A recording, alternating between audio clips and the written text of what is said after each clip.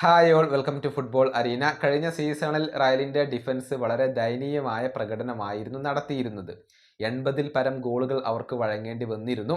അതുകൊണ്ട് തന്നെ ഈ ട്രാൻസ്ഫർ ജാലകത്തിൽ റയൽ ചെയ്ത ആദ്യത്തെ കാര്യം അത് ഡിഫൻസ് ശക്തിപ്പെടുത്തുക എന്നുള്ളതാണ്. Dean Huijsen, Trent Alexander Arnold, Alvaro Carreras എന്നിവരെ ക്ലബ്ബ് കൊണ്ടുവന്നിട്ടുണ്ട്.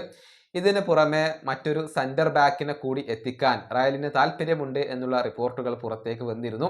സാബി ഒരു മികച്ച സെന്റർ ബാക്കിനെ കൂടി ഇപ്പോൾ ആഗ്രഹിക്കുന്നുണ്ട്.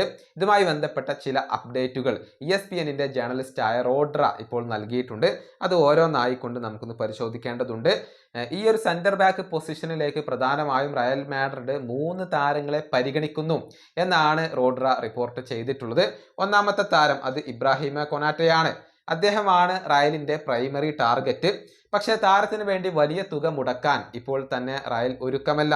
അതായത് അടുത്ത സമ്മറിൽ അദ്ദേഹം ഫ്രീ ഏജന്റ് ആകും. അതുവരെ കാത്തിരിക്കാനാണ് റയലിന്റെ ഒരു പ്ലാൻ. ഇനി അതല്ല, ചീപ്പായിക്കൊണ്ട് ലിവർപൂൾ തരികയാണെങ്കിൽ ഈ സമ്മറിൽ തന്നെ അദ്ദേഹത്തെ സ്വന്തമാക്കും. വലിയൊരു തുക അദ്ദേഹത്തിന് വേണ്ടി മുടക്കേണ്ടതില്ല എന്ന തീരുമാനം ക്ലബ്ബ് കൈക്കൊണ്ടിട്ടുണ്ട് എന്നാണ് ESPNന്റെ ഈ ഒരു ജേർണലിസ്റ്റ് റിപ്പോർട്ട് ചെയ്തിട്ടുള്ളത്. മറ്റൊരു താരം അത് ഹിൻകാപ്പിയാണ്.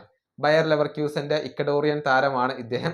ഈ താരം സ്വയം റയലിന് ഓഫർ ചെയ്തിട്ടുണ്ട്. അതായത് തനിക്ക് റയലിലേക്ക് വരാൻ ആഗ്രഹമുണ്ട് എന്ന കാര്യം ഹിൻകാപ്പി ഇപ്പോൾ ടീമിനെ അറിയിച്ചിട്ടുണ്ട്. എന്നാൽ റയൽ മാഡ്രിഡ് അക്കാര്യത്തിൽ ഒരു ഡിസിഷൻ എടുത്തിട്ടില്ല. സാബിക്ക് കീഴിൽ മുൻപ് കളിച്ചിട്ടുള്ള താരമാണ് ഇദ്ദേഹം. ഇനി മൂന്നാമത്തെ താരം അത് ക്രിസ്ത്യൻ മൊസ്കേരയാണ്. ഈ താരം റയലിന്റെ ലിസ്റ്റിലുണ്ട്.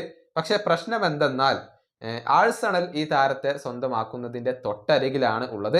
ഈ താരം ഇപ്പോൾ ഗണ്ണേഴ്സിലേക്ക് പോകാൻ തീരുമാനിച്ചു കഴിഞ്ഞു എന്നാണ് റിപ്പോർട്ടുകൾ.